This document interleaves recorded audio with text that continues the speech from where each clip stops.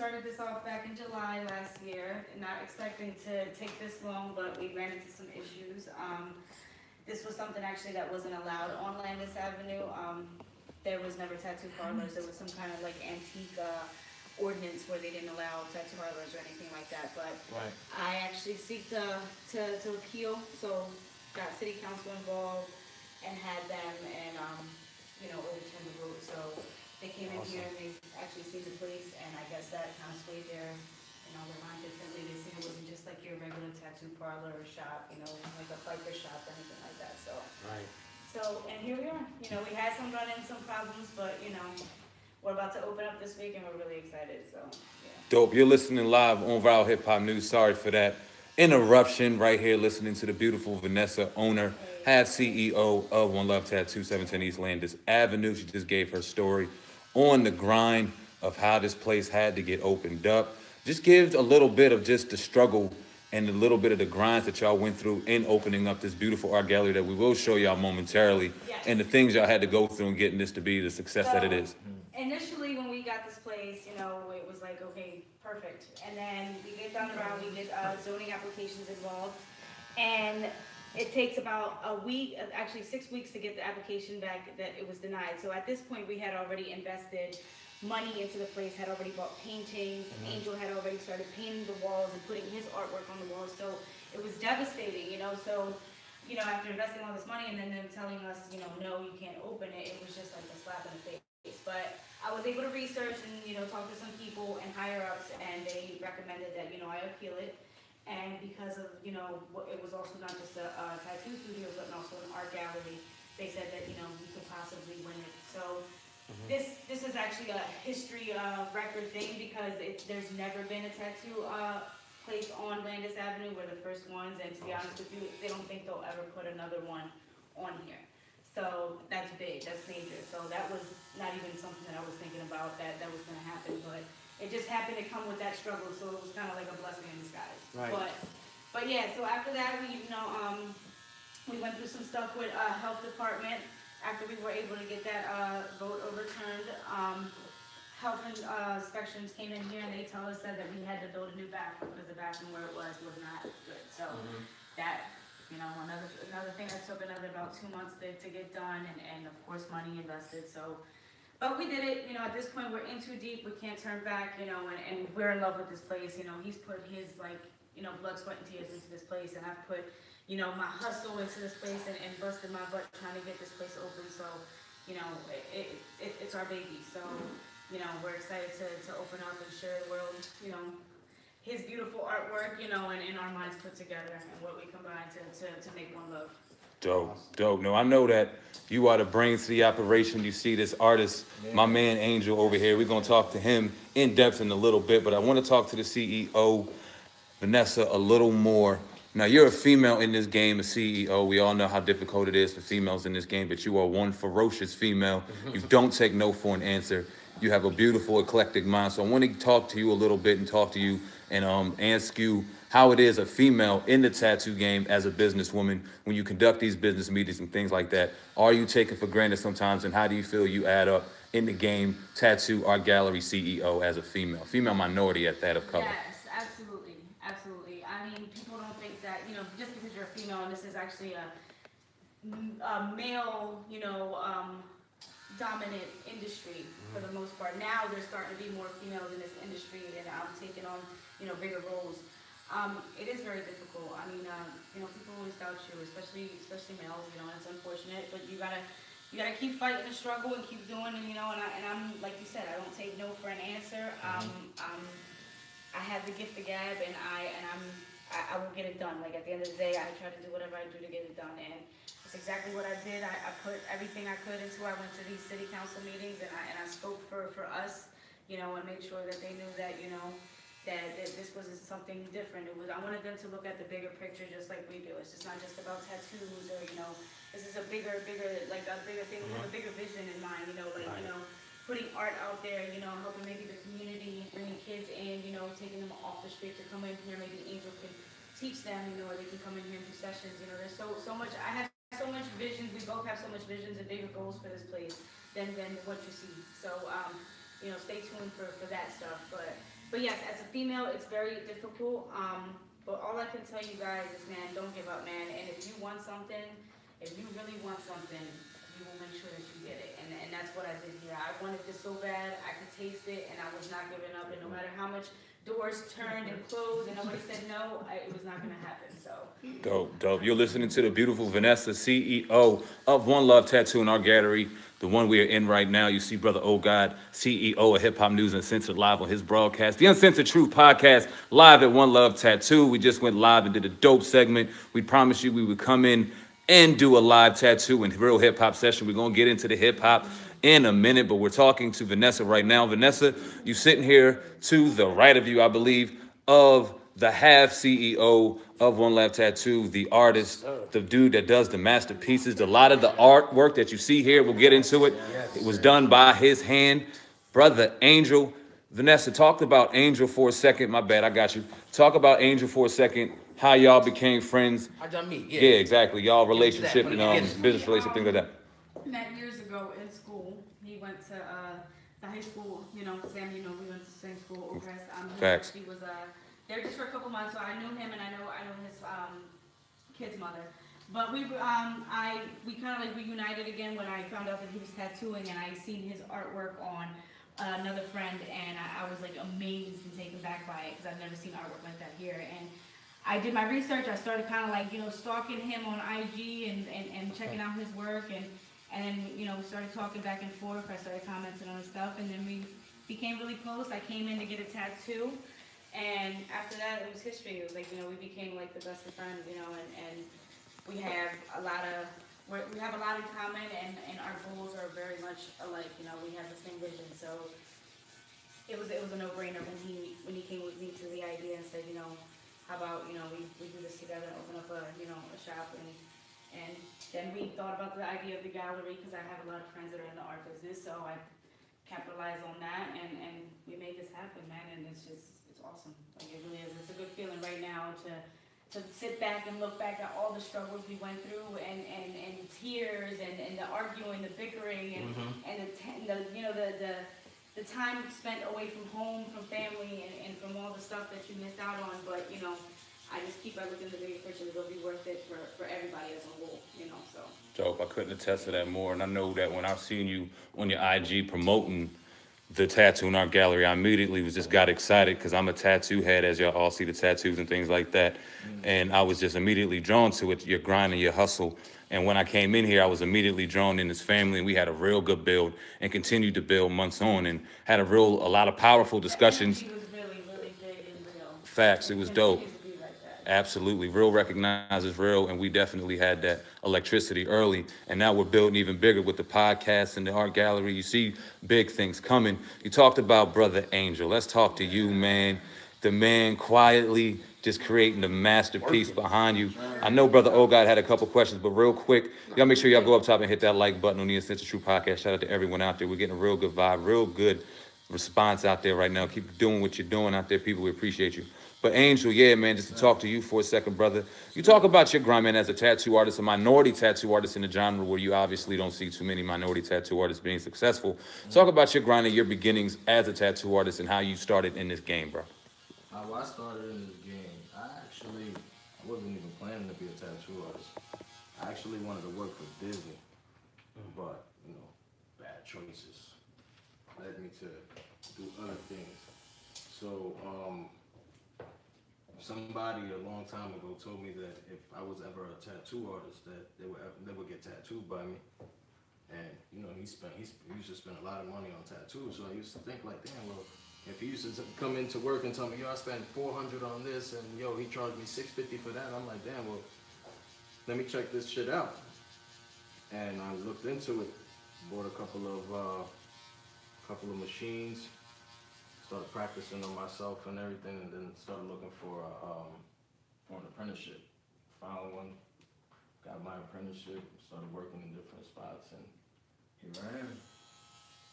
Dope. I love it. Dope, man. And it's dope to have your own, and we talk about that a lot. We'll get into that a little bit later on in the conversation, because we're going to be here for a while, man. We got a real good conversation building up for y'all right now on the Uncensored Truth Podcast, live at One Love Tattoo, 710 East Landis Ave. Make sure y'all get your appointments in the book now. We'll get y'all an official phone number before we get out of here. But this is appointment only. This brother does phenomenal artwork. You'll see why in a minute. Don't call him for none of that nonsense, none of the tribal tattoos or anything you're looking for on the wall. You won't find us here. This is artwork. You feel me in the building. But yeah, man, let's talk about, like I said, your grind in the tattoo game, man. It had to be some hardships going on. Let's get into after your entrepreneurship and moving on. Let's get into that a little bit. Why don't you talk about some of the hardships? The hardships? Facts. Yeah, it is hard, man. It is hard, man. Especially when you're like, when you get looked at differently. You know what I'm saying? A lot of people want to get tattooed, and when they go into the tattoo shops, they think of a tattoo artist having a ponytail, you know, leather jacket, smelling like armpits type shit, you know what I'm saying? And then when they see me, they don't think that I can tat, you know what I mean? And they're like, oh, you do the tattoos? That's cool, man. I want to go to him. And then, you know, little by little, it starts to unveil. Right. You know what I mean? When people decide to try me out, you know what I mean? The truth shows itself. Yeah, man, and I'm not saying that I'm the best tattoo artist in the world, but I'm definitely somebody to look at it, you know what I mean? Facts. I mean, you worked on my back, and we'll show the before and afters on that. I mean, I walked in here, and let me tell you, this brother had a project on his hand, because I literally had a crackhead. I'm gonna keep it a buck with you. I had a crackhead tattoo my back, and you'll see it, and y'all can clown me all y'all want in the comment section. Memphis, stand up. Memphis is in the building right now. Shout out to Memphis. Wax Dog, what's up? You in the building. Shout out to you, brother. But yeah, man, you had a project on you, and the thing that you created was an absolute masterpiece. Man, you should be rewarded and just congratulated in that. I can't wait to show it off, but I got a front piece I'm about to do. Y'all ain't gonna see that yet, but man, I want to leave the floor to you.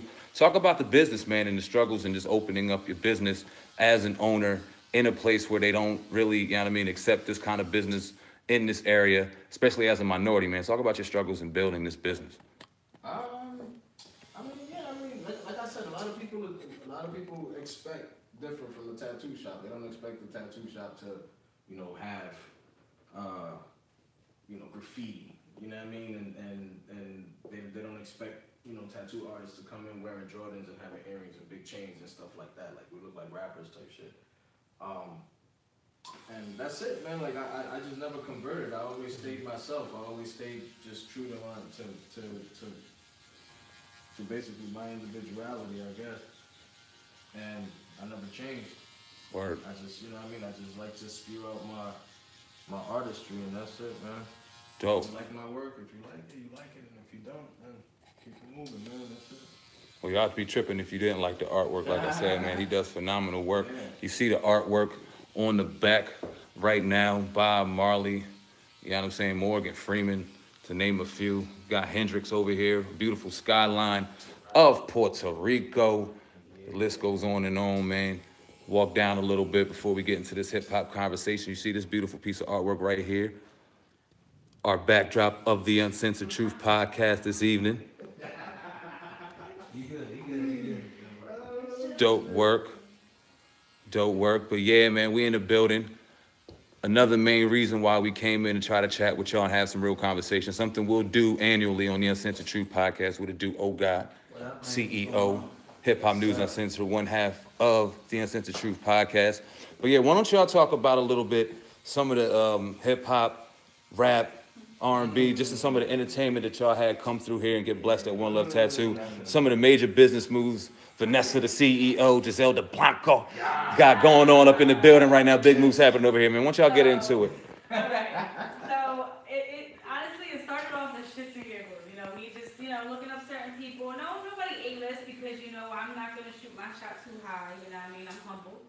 So I hit up China Mac. I've heard China Mac through some cousins that were actually locked up with him in Rikers. Mm-hmm. And he started freestyling in jail. And my cousins always talk about him, you know, being a dope, you know, artist or whatever. Came out, started doing his thing, and I hit him up, and I just want, you know, just like, hey, listen, you know, we're opening up a shop. You know, would you like to come in and get some ink? You know what I mean? Give you VIP treatment. You know, it'll be your shop for the day. You know, hit me back, and said, no problem. And actually came back like, what, 2-3 weeks after I hit him up. Came down with his squad, his Red Money Gang squad. And they came in here and they showed us love. And he got tattooed, dope piece on his chest, got something covered up. And it's funny because after that, we've been seeing friends. You know, we actually been up there, tattooed his assistant. He's taken us out to eat. We've tattooed him, at his place in the studio. He actually has a studio where Jam Master Jay was murdered at. Oh yeah, okay. Yeah, that's his studio. Was it Queen? Yeah, Merrick Avenue. Yeah. So that's a dope. That was the first one. I'm grateful to him. I really am because he started the movement for me to start hitting other people up, and it kind of like boost my confidence to start saying like, hey, well, let me hit this person up. And the next person I hit up was Phil Hunted. He's from Piscataway, New Jersey. He's a dope artist from Jersey, and he actually is real big out in the West Side, actually, the West Coast. Okay. But his music is dope. You guys should come out. My friend that I work with, actually, her cousin is his partner in the records. And she got me the hookups for her cousin. I told him, I said, hey, can you come in and get a tattoo? Just shout out. Came in, got his album cover, right? His album cover. Before the Love, yeah, which is a dope album. Came in here and showed us a lot of love, and he's planning on coming back too. That was dope. And then I had literally this was probably the most unexpected response that I got back was Benny the Butcher. Dope. That was just, I literally, you guys want the funny part of the story is I hit him up because he put up on his story that he wrote his first backwood. So when I seen it, I said, not bad for a first time role. So he hit me back and said, he was like, thanks. I took it as, this is my opportunity. I'm shooting my shot. Fuck everything else. I'm shooting my shot. There you go. And I said, hey, listen, what's up? I have a proposition for you. Just like that. He said, shoot, what's up? I told him, I said, hey, listen, I'm opening up a shop in Jersey. I know you're from Buffalo, but, I know you do a lot of traveling. I said, you come in with your squad, we'll take care of you. We'll have snacks, drinks, we'll hold it down. The host place is yours for the day. He actually hit me right back and was like, sure, no problem. Then he started sending me ideas of what he wanted. And then he was doing a show down in Maryland, and on his way back up to Maryland, he came like 20 deep with, the Black Soprano family, El Camino, and showed us mad love, it was a dope, that was an epic night.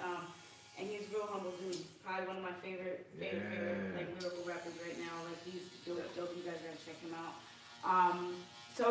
And then after that, my sister, it's funny how connections is a wonderful thing, and knowing a lot of people is a wonderful thing, guys, because my sister works for Cairo. She's a chiropractic assistant, and she works for Cairo. I don't know if you guys heard of Danny Devastation. Danny Devastation is female MC. She's lyrical. My twin. Lyrical. She's so lyrical. Freestyle. She's crazy with it. So she actually used to go to my sister to the doctor to get adjusted, and that's how I found out about her. That's how I started knowing about her, started following her. Came across her manager one day. He started following me. I hit him up, and on the strength, like, hey, listen, I really want to meet Danny.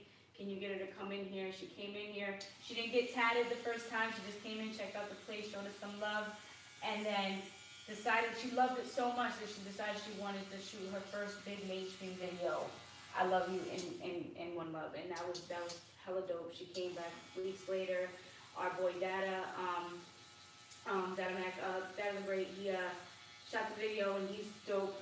So it came out to be great. That should be released soon, couple weeks, mainstream. It's gonna be on everywhere, so you guys should check that out because that was a really dope video.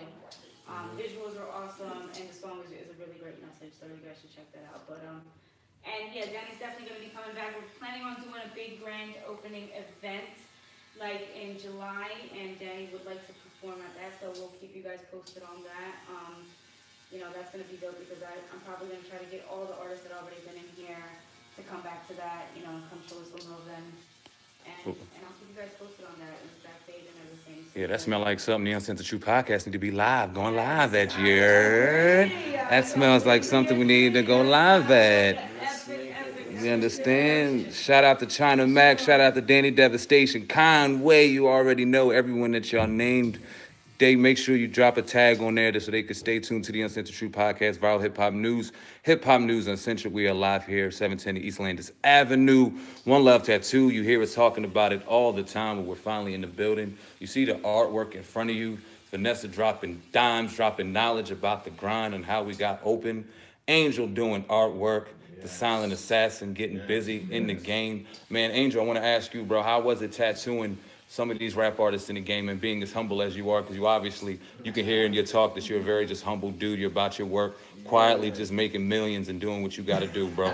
You understand what I'm saying? Yeah. Humbly, you understand? We're going to speak this shit into existence right here, you heard? And don't get it twisted, man. I know all the naysayers out there, well, why he tattooing in the hallway? Well, please believe and understand this is the only access we have right now. They got grand opening things going on. We're not allowed to go back there. CEO shit going on. So they were gracious enough to bring it out here, set up the way they need to. We definitely appreciate it. Make sure y'all go up top, hit that like button. Wherever y'all watching out here right now on the Uncensored Truth Podcast, live on Viral Hip Hop News. Shout out your cities, your zip codes, so we can tell and show the love right here to One Love Tattoo. Oh, God, I don't know if you have any questions, bro, but go ahead, punch them out there. What's good? Yeah, man, I'm gonna ask both of y'all kind of a question, but what's going on, man? What's going on? You know, first Angel, man. I remember we was talking the last time. I think you was you from Hawaii, right?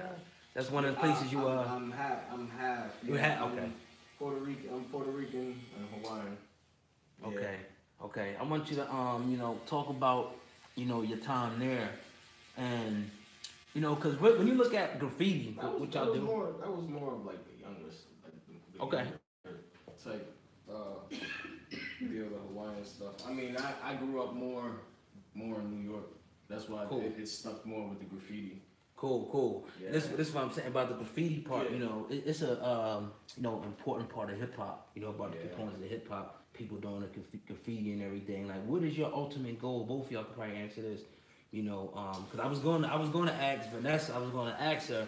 You know what? You know, why did they start the business? You know, but she answered it before I could answer it. You know, I mean, what is y'all ultimate goal? You know, together as coming together, because it's kind of odd to see a man and a woman partnership. Not to say that it doesn't happen.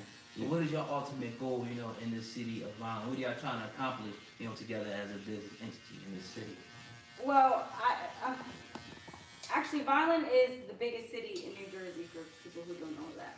So, and it actually was in the past, it was really big on art, and somehow, some way, art got taken out of the city of Violin. So now I wanted to bring that aspect of art back to Violin. I feel like there's so much potential in Violin as a city. You know, there's so much minority, so much diversity here, and I think that's what I love the most about Violin is, you know, everywhere you go, there's a different colored person, and that's the best thing about it. Is it's not just, you know, everybody gets along, everybody talks to each other. You know, it's crazy how a couple of miles in towns can change so much. You know, because where I live, it's not quite like it is here. So I dig that. I think that's dope, and definitely just want to, you know, bring art back into the limelight out here. You know what I mean? And not just any kind of art. I like street art. You know what I mean? I'm with the street art. There's so much elegance in street art, and people fail to see that. You know what I mean? I find beauty in graffiti. I find beauty in all these pieces in here.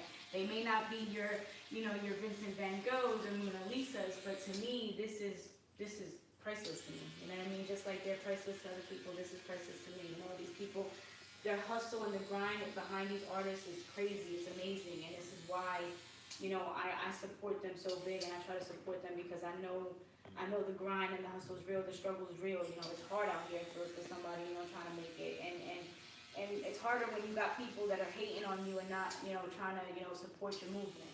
You know what I mean? So I'm with supporting the movement. I'm with supporting who's about their grind, who's about their money, who's about doing their thing. You know, because that's what I'm about. So that's basically how the partnership started. It was just basically like, you know, I had an idea that I threw across the table to her, and she liked the idea and decided to, you know, back me up on it. You know what I'm saying? Right. So, the idea started off kind of funny too, man, because, you know, I had a problem with my last employer. I'm getting into that, but it's crazy. I was getting ready to ask you about the haters. She jumped ahead of me now, but go ahead, though. Go ahead. But, talk about it, bro. No, I'm just saying I had a problem, right. And I left on bad terms. It was pretty bad or whatever, and you know, I was real angry. I wanted to name the place, you know, something real negative. I wanted to just bug the fuck out and just do some wild shit. And in the beginning, she was with it. She was just like, yeah, let's do it. I'm a rider. Yeah, she was like, I wanted to go demonic on them, man. I wanted to go demonic on them. I wanted to do like something crazy. So, what was it? Phantom Studios. So that was the original name that he came up with, Phantom. And I was like, you know what? I guess because we were in a bad place because, you know, we had beef with these people or whatever. We were like, yeah, that's cool. And then, you know, after a couple weeks, he comes and he's like, you know, I don't know. He's like, you know, I'm on a different wave. That's dope. He's like, you know, I don't like the darkness of Phantom. He's like, how about One Love? Right.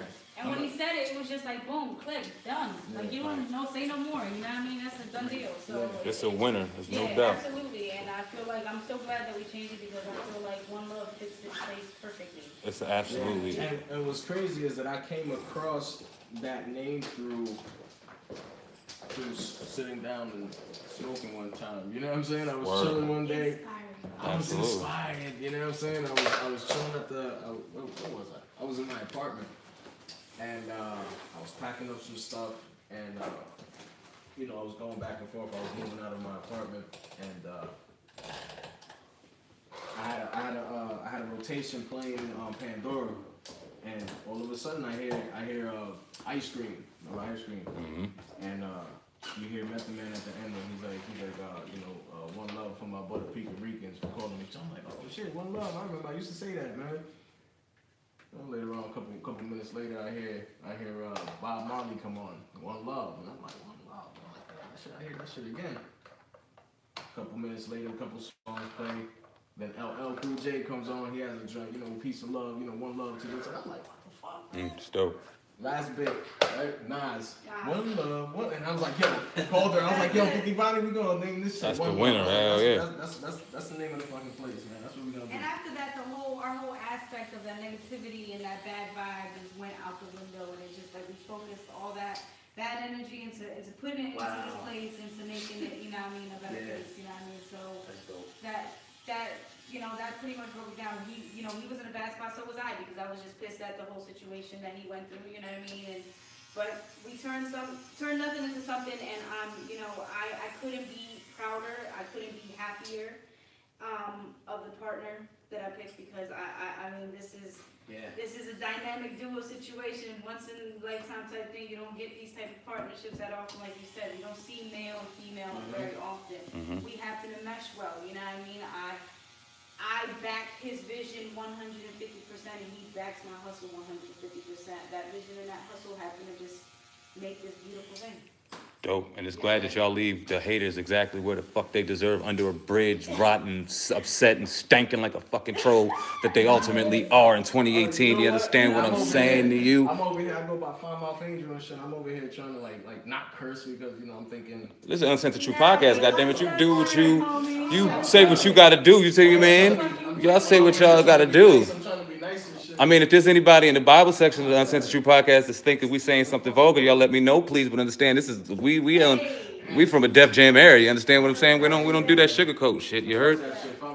Exactly. But now we appreciate y'all staying tuned on the Uncensored True Podcast. Everyone's sticking around. We're getting a real dope vibe in here. Make sure y'all go up top and hit that like button. Listening to the grind of the CEOs, Vanessa and Angel, One Love Tattoo, like I alluded to, doing some awesome work over there. Y'all see me cutting in and out of the conversation to see the artwork as it's coming along. You see the blessed artwork you see right here. And just to let y'all know, all the artwork that you see up here, or most of it, I should say, is for sale. I'll make sure y'all get something in the description box for y'all, so y'all can get in contact for anybody that y'all see right now that you may be digging. Make sure y'all get in contact with them so we can, you know what I mean, get this money circulating the right way, the way we need to, the proper way. You heard Vanessa allude to, yeah, these may not be Van Goghs or Picassos, but people put their blood, sweat, and tears into this beautiful artwork that you see, and they deserve to be compensated like a motherfucker Picasso or whoever. Put your donation in there and give them what they deserve at the end of the day. I'm about to buy up a bunch of artwork. I see, oh God, he got his eye on a couple joints, because we see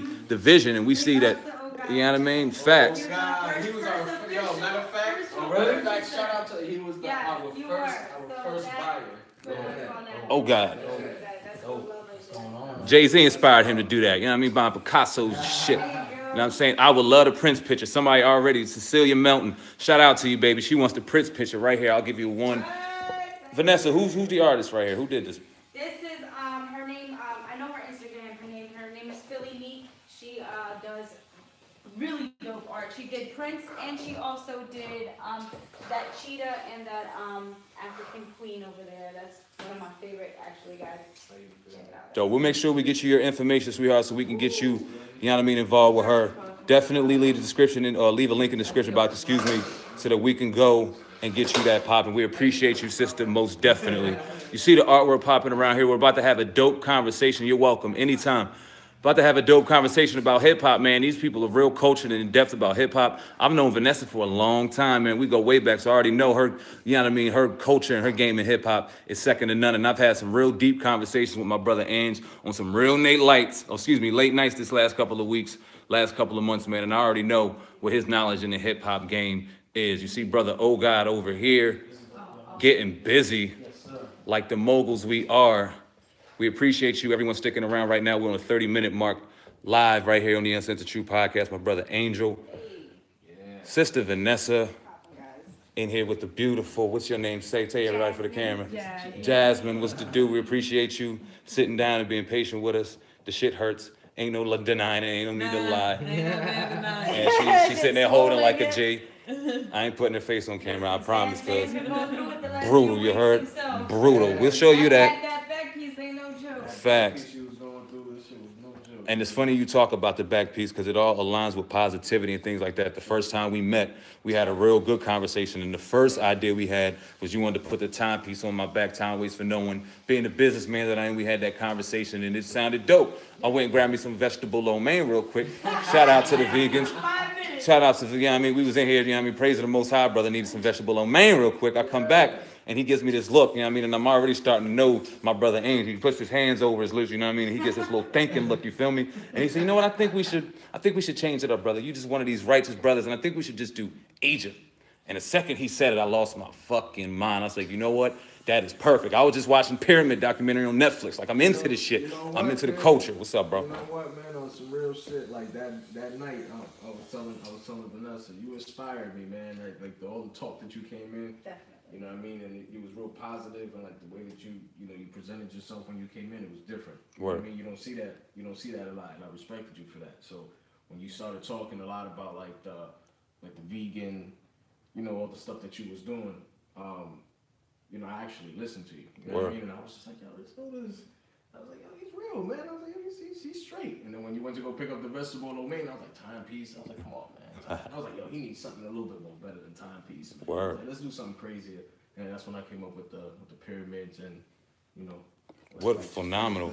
I can't wait to show y'all, man, because like I said, this dude ain't have an easy task at hand, and the shit that he did was unbelievable. And I'm going to be patient. I gave up on you, man. I'm sure you did, bro, and I ain't mad at you, man. I'm saying this ain't a private art gallery and private. Brother had to come out with some coin. I ain't about to put my money on it, but it costs to be a boss out here. And if you're going to come in here and get something done right, you got to pay a couple dollars. It's all right. Save up your income tax money. Do what you got to do or fucking wait. If you ain't in here trying to get your stuff done right and have the stuff on your body for the rest of your life looking like a masterpiece and you coming to the wrong place, go somewhere else on the avenue, wherever you live. This is the Uncensored Truth Podcast. Word up. Sandman, oh God, live at One Love Tattoo. We appreciate y'all so much for having us in here right now. You see the beautiful artwork. We already got this Prince piece sold. Shout out to whoever bought. I believe your name is Cecilia. I'm sorry if I messed that up. I got stuff running through here, but shout out to you. We're going to get the artist name in the description box as soon as I'm done cutting this video up. We appreciate you. Let's talk a little bit about hip-hop, man. Let's get into hip-hop. Hip-hop today, as it stands. Cecilia, I got it right. Hip-hop today, as it stands. Now, we are all bred from the 80s, born and raised in the 90s. I don't know how old you are, baby. You look like you're a 90s baby, but we'll talk about that later. No, she was 88. 88, you know, close enough. Round up. Round up. 80, yeah, I mean, 83, 84, 85 in the building. She with us, yeah, 80s building. She's still around. Right. Facts. Still one of the real ones. Word is bone. Talk about hip-hop, man, where it is today, where it's been. What do you think about hip-hop? Let's just ask for the whiz. Either one, take the floor. Hip hop now, to me right now, I'm I'm big on hip hop. You know, I grew up listening to. I'm Matter of not fact, your hip hop average. I'm not. influences my artwork. Yeah. See that? Yeah, he So, definitely goes off hip hop because that's all. He yeah, that's listens all to. I listen to. So all the paintings that you see in It's here, I was inspired, listening yeah. to something. Yeah. See that? Or Yeah. or Marley because he's. Oh yeah, I'm a big Bob Marley fan. Word. Yeah, but I look at hip hop now. Like I grew up listening to NWA, Wu Tang. You know what I mean? I like Rakim. Karis, one of my favorite MC. You know, I like to listen to hardcore stuff, so I always gravitate towards that type of music, no matter the era. But nowadays, I feel like now I listen to music on radio, and I feel like I listen to a beat. You know, I bop my head to a beat because I don't. First of all, you can't understand what the fuck they're saying. That's first of all. That's one. Second, you know what I mean? If you do understand it, you're really sitting there trying to break the words down to see what the fuck they really mean because there's nothing that's no knowledge. It's not. You're not telling me a story. You're not doing anything. Hip hop is about storytelling, man, and I miss that. I miss that aspect of hip hop so much because I feel like we don't have that enough. You know, J. Cole just dropped his shit. KLD, that was fucking amazing. You know what I mean? When Kendrick dropped his shit last year, I was in Damn. awe, you know what I mean? Because we don't have that much. So when you got these couple artists that do it every now and then, you're like, damn, man, you just refreshed everything I had because I'm losing grip out here with these artists. You can't listen to shit. I end up listening to all my old shit. I'm always listening to 90s, you know what I mean? 90s hip hop and rap. That's what stays on my Pandora, you know? So Right. that's, it sucks, but this is what it is. We've evolved into this era of hip hop and, everything comes with evolution. So I guess this is what it is right now. But, I'm old school with it, so. That being said, Vanessa, I'm going to play a little devil's advocate, Richie, real quick, and we're going to have a hip-hop discussion because I follow you on IG a lot. I'm not going to say I stalk, but I'm a fan. You understand what I'm saying? And I see you bopping to the Migos and things like that. And you know the words. This is the bopping the killing. And you killing it. But that being said, is it a part of the game? Does it have a place in hip-hop now? You can separate the two. You understand, you know what I mean? The ignorance from the real shit. This is how I feel about it when it comes to that part of the whole entire thing. When we were growing up, our parents listened to a certain type of music. You know what I'm saying? And when we were growing up, we had Leaders of the New School. We had Onyx. We had Wu Tang. We had Helter Skelter. We had all them crazy lyrical the boot camp clip. We had that that shit. You know what I'm saying? And then back in the day, it was wearing pants backwards. That was weird to them. To our parents. Wearing fucking pacifiers around your neck and wearing shit in your hair and curling your hair and making it all fucking shiny with the Jerry curl juice and all that bullshit like that. That's why our parents was fucking weird. You know what I mean? So when we see what the fuck they're doing now, that's basically like we're our parents. You know what I'm saying? And we seeing the new come up. But when it comes to like hip hop, I don't think that you should categorize what they're doing as hip hop. You know what I'm saying? That's real. Because they don't actually have a scale. They're not telling like Vanessa said, they're not telling you a story. They're not individual. You know what I'm saying? They all sound the fucking same. Like if I go to the club, They all that's what the sound the fuck same. I'm about to. Yeah. You know what I mean? Like That's when what the back hell in the I'm day, saying, so that's what I'm you saying. would hear a song. But if I want to get like feels and vibes and shit, that's not what I'm Back in the day, you would hear a song and you would hear the person and you'd be like, oh shit, that's Redman. Yeah. Or you would hear a person and you'd be like, Yes, oh shit, absolutely. Busta Rhymes killed that shit. Yo, you hear Busta? Because You know what I'm saying? Now you hear that shit, you be like, yo, who's that? Mm-hmm. But They all he sound sound like the same, fucking yeah. what's name? Oh, I thought that was what's name? Oh, I thought that was Drake. I thought that was you were like, oh yeah, man. They all fucking sound the same, man. So there's no individuality, there's no creativity. You know what I'm saying? And then like a lot of these motherfuckers are all emotional and nobody wanna hear that shit. We think about the beefing aspect, like on social media. A lot of people go out these help on I think social media gives a lot of cowards. A lot of cowards. Yeah. Well, like, it gives a lot of cowards an outlet to just be fucking stupid.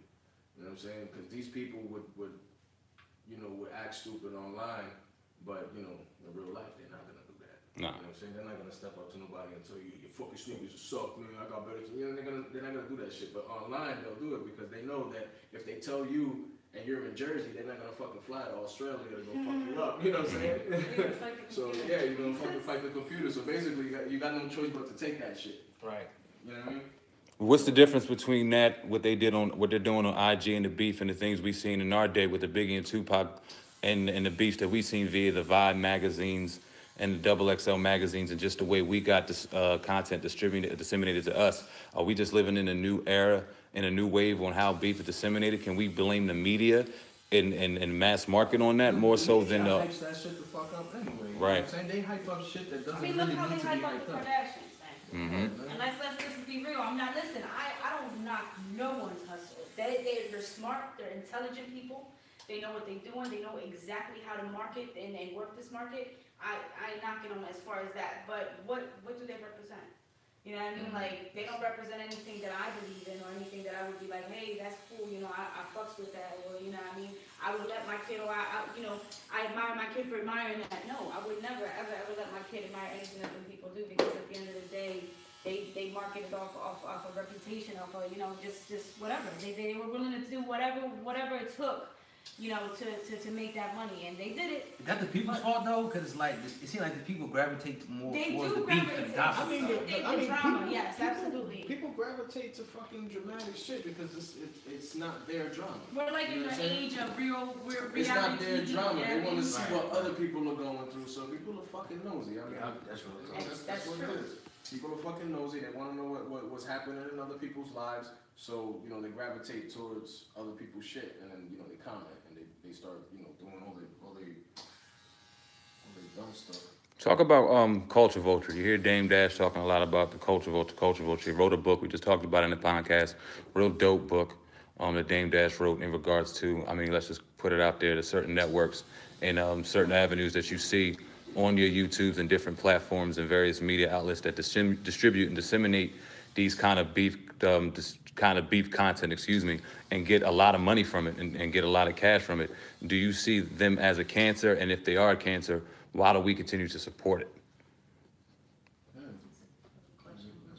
I wish I knew why we continue to support it.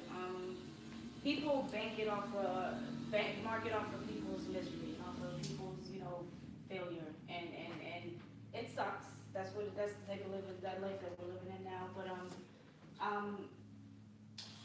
yeah, I'm totally against the whole fact that people can market off of shit like that, for real. Off of that shit, like, it doesn't make any sense to me.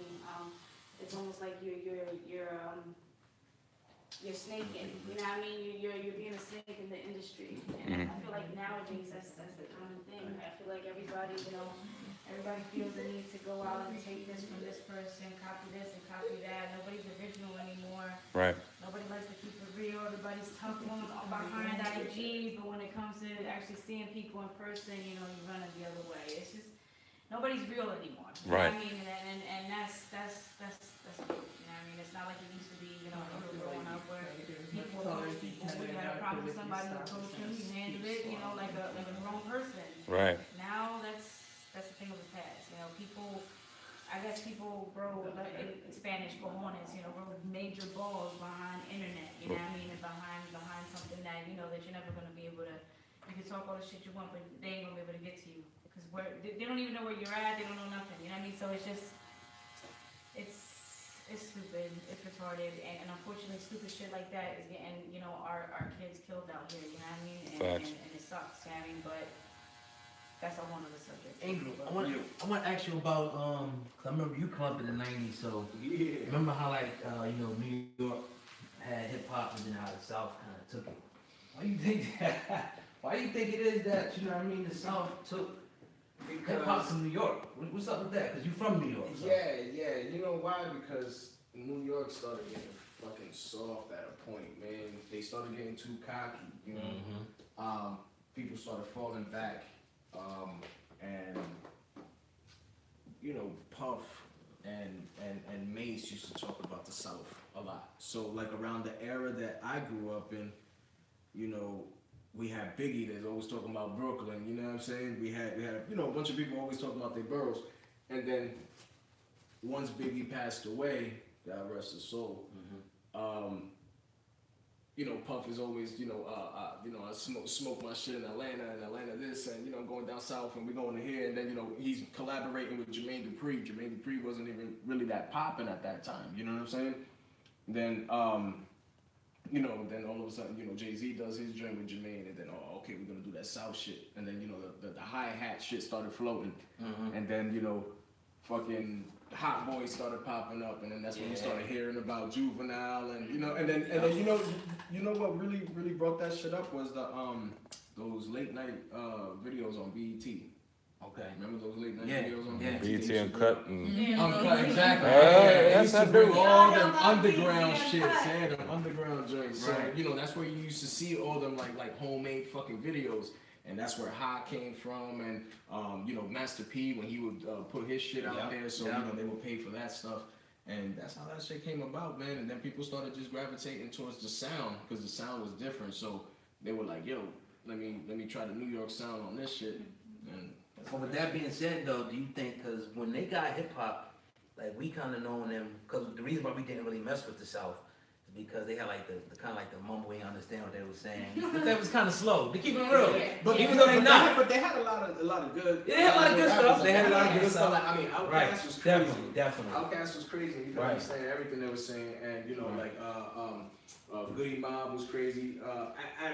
To a certain point, Phil Mob. Who else? 3-6 Mafia. 3-6 Mafia. Yeah, like people like that, and then like, you know, then it just started turning into the mumble rap and shit, man. Well, Fat Joe, what part of New York you from anyway? I'm from the Bronx. From the Bronx. Okay, so Bronx. Fat Joe, you know what I mean? He was one of the first people, and God rest his soul, Big Pun, one of my favorite rappers. Yeah, facts. He's actually Amen. Mine Yeah. too. He's actually one of my favorites. I'm gonna give Fat him- Joe was one of the first people who started dealing with the South too. Huh? Fat Joe was one of the first people who started Fucking with Khaled and all that Yeah, shit. Yeah, yeah. man, messing with Khaled. But yeah, I mean, you know, down south it was. I mean, they got a dope sound. They got a dope sound. yeah. But like when you think of hip hop, I think of all that shit differently, man. Like when I think of hip hop, I think of the boom bap. Yeah, me too. When you tell me rap, I think of all of rap genres in general. I think of like down south shit. I think of, you know, Midwest shit. I think of, you know, East Coast, West Coast, whatever. When you tell me hip hop, I think of New York. That's where it originated. You know what I'm saying? But now it's like everywhere, you know. Yeah, You got the West. it's everywhere. But I'm saying, but like I think of the boom bap though. Right. I think of like, you know, like lyrical shit. I think of like you telling a story. I think of like you know, Mona Lisa, you know, Slick Rick. I think of, you know, KRS-One. Right. I think of Wu-Tang. I think of, you know, anybody telling a story. Nas, you know, the Firm. I think of, you know, Capone, Noriega. I think of all that shit. Speaking of Nas, though, we just gonna jump around all type of hip hop stuff. You know what I'm saying? Who you think won that battle? Let's get into that. Jay-Z and Nas battle, because you know we had a discussion on it. You know what I mean? Even though it's kind of at this point, I mean it's so old, but still, I mean it's always a good discussion. Yeah. You know what I mean? It's what happened. I mean, I pick Jay-Z. I'm a little biased. You a J fan? Yeah, all day long. Who you think, you know, being from you know, one of the boroughs, how would take us back to that time, man? You know what? And I was around that time. I think I was like 17 years old, man. So like 17 or 18. I was hyped. I liked Jay, but Jay on his track was too flashy. You know what I'm saying? He was like more poking fun at him. You know what I'm saying? You're lame, you know, just fucking with him and shit. You know what I mean? Like I don't think that Jay really put his potential out there. Like what he did was just set it off for Nas to fucking come and just destroy him lyrically. Because Nas didn't stop. Nas just kept on going. He had lyrics after lyrics after lyrics, just killing him throughout the whole song. The whole song from beginning to end was about Jay. You know what I'm saying? And then when Jay came back after Ether, I felt that he just needed to put something out there. I felt that he was rushed. So I don't think he, like I said, I didn't think he did his potential, he didn't live up to his potential on the track. And I don't know, I think Nas killed him, man. So, okay, you say that Nas killed him, and you got a lot of people out there that definitely agree with you. Yeah. You say Nas won as well. I mean, what do you say, Vanessa? Nas won? Nas won, okay, Nas killed him. Now, typically when you see beefs and things escalate to that nature, 50 Cent, Ja Rule come to mind, and other rappers like that, you see a career end. Like it's the fucking Cannabis LL. I mean, even though a lot of people say Cannabis won, you don't see a lot of Cannabis no more. Like it's usually somebody's head is gone. You know what? That didn't happen to Jay. It all depends on how you think about it, man. Because you got to think about it like this: you're coming up. You come like when it comes to cannabis and LL, they both got skills. Both of them. Yeah. You know what I'm saying? But LL's been making tracks since '80s, bro. You know, you can't just jump, you know, to the lion. You have to, you know what I'm saying? You have to go through the. There's levels. You know what I'm saying? There's levels. Yeah. You know what I'm saying? And I feel that Cannabis did come prepared because he spit some shit. Oh, yeah, that was Like, dope. Knockout was the fucking Dope. shit, bro. Like that's actually one of my favorite diss tracks. And he came correct, but he forgot that that's what LL did. You know what I'm saying? That's what he's into. He's into that battle and shit. LL's fucking ferocious. You know what I'm saying? He's the little sexy rapper. Take off your shirt, girls all throw the panties up on the stage and shit. But if he needs to get ferocious, he does it. And LL just took whatever the fuck Cannabis said and it just completely flipped it on him. If you actually listen to the lyrics. Word. And that's what battling is, man. It's just taking what you're saying and flipping that shit and giving it right back to you and adding more shit to it. And I think LL did some work, man. I think he fucked him up. I would definitely I think LL went personal on him. Can I bust? Yes, you can. LL had me doing push-ups and shit like, oh no, son. Word of what?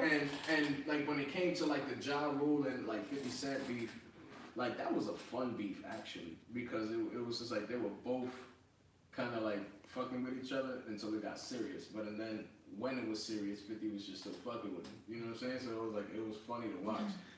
Fucking with him, but he also fucked up his wallet and tore up his bank account. You know what I mean? A lot happened with Ja Rule, with 50 poking fun. You know what I mean? And that being said, you don't see that happening to Jay. You know what I mean? You didn't see that happen to Jay in their beef. You seen Jay even kind of just become the mogul and stuff and graduate to where he was. So I mean, let's talk about the poking fun. Did he poke fun because he always seen the grander scheme of things? Do you think that beef was a little fabricated in order just to get Jay-Z Nas? In order just to get Nas a claim to fame? Because we see later they pieced it up. You know what I mean? You just said Jay-Z wasn't really ever taking it that serious. Nas had the feelings a little more, which made him the winner in that round.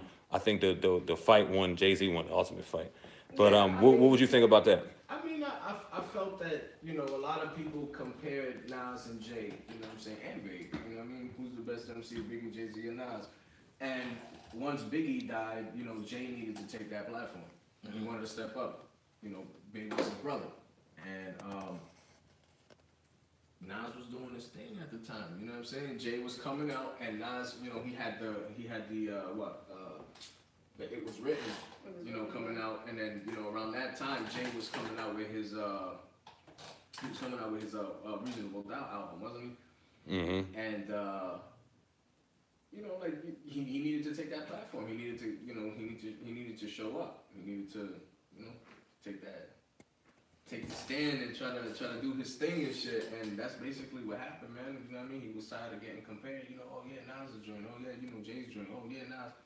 And I feel that he had a small beef with somebody from Queens already, which was Prodigy at the time. Mm-hmm. Also God rest his soul. Peace to Prodigy, absolutely.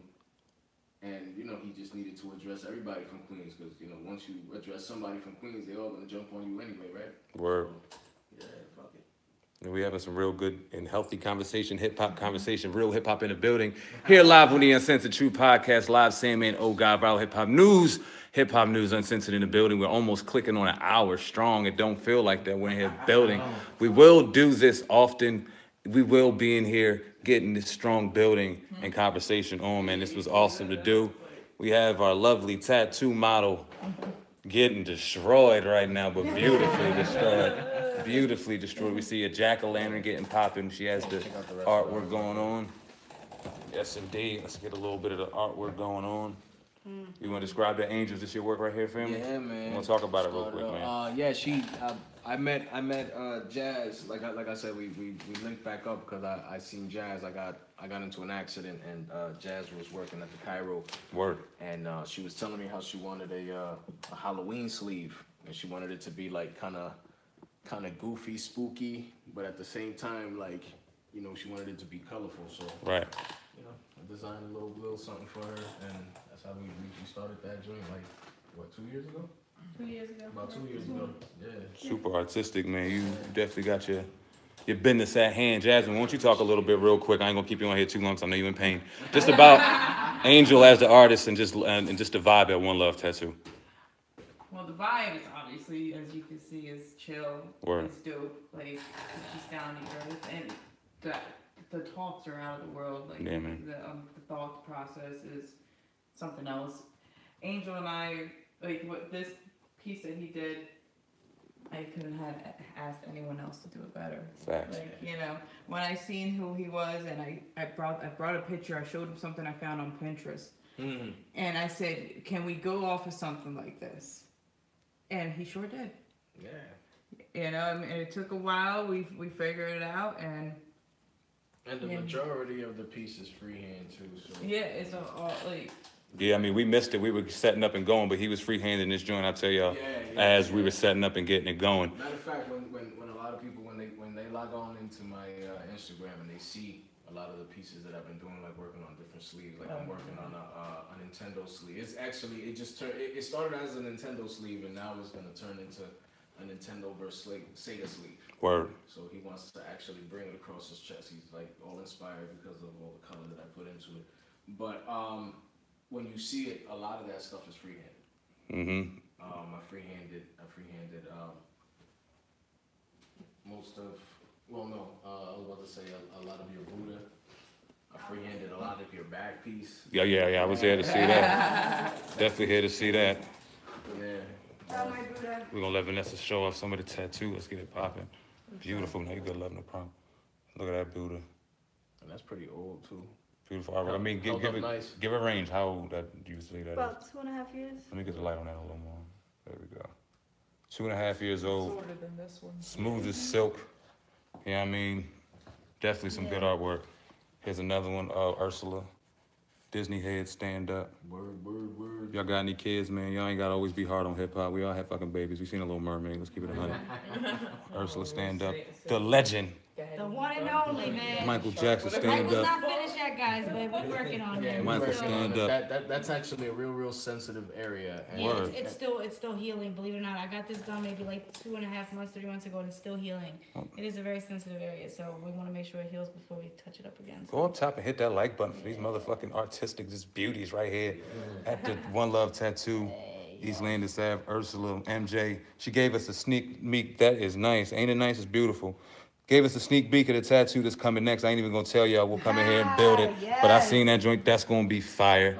You understand what I'm saying? That's gonna be fire. This was a great build, guys. I really enjoyed it. Hour-long conversation. We're gonna do this annually, man, to talk about hip hop a little more in depth. Have some real in-depth hip hop conversations. Hopefully, we can get some of the stars live and in depth and talk to them in person. We got some big plans going on over here. One Love Tattoo, 710 East Landis Ave, Violin, the Uncensored podcast. Saying, man, oh God. Before we get out of here, man, won't y'all give y'all social media handles as well as your contact information so they know where to reach y'all for appointments, All man. right, so we're working on the One Love page. We'll keep you guys posted on the Angel and Nas page. So mine is at Nerdinessa, Nerdinessa.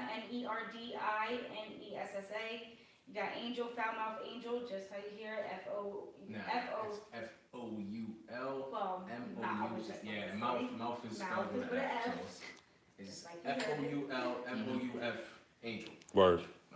And we're on 710A East Landis Avenue in Violin, New Jersey, 08360. And our phone number is 856-692-0900. Say that one more time, CEO. 856-692-0900. It's an appointment only, so y'all got to hear that number. Y'all make sure y'all call and get your appointments. Come and consult. You know, you can sit down with Angel, can discuss ideas on tattoos. You know, if you're not sure, you guys can come up with a plan and then go from there. You know what I mean? Yeah. But we encourage everybody to come in and check out the place, get Definitely. inspired. You know, I'll put Check a lot out of the work artwork. into this motherfucking boy. Exactly, and it's A lot about of to be sweat, fire. a lot of tears. you can sit Spent in a here lot for of hours weekends and in this spend motherfucker. We had a lot of headaches. Yes. Too many. Yeah. It's coming though. The headaches are worth it. The vacations are coming. And you know, I think that definitely the place is definitely different. It's definitely something to look at. It's a different vibe from other tattoo shops. So yeah, definitely. It's a winner all the fuck away. We appreciate each and every one of y'all that stuck around for an hour. We had some real good vibe in the chat room. Y'all make sure y'all contact One Love Tattoo, 17 East Landis Ave in Vineland, New Jersey. Make sure y'all get in the building, support their social media handles. If y'all have any other questions and can't get in contact them, y'all contact me right here on Viral Hip Hop News. I'll make sure y'all direct them in the right direction. Y'all been live. We appreciate each and every one of y'all. Make sure y'all go up top and hit that like button on the Uncensored True Podcast. Sam Ant, oh God, CEO Hip Hop News Uncensored. We appreciate y'all. Till next time, until next story, we ain't doing nothing but winning, and we out of here. Peace.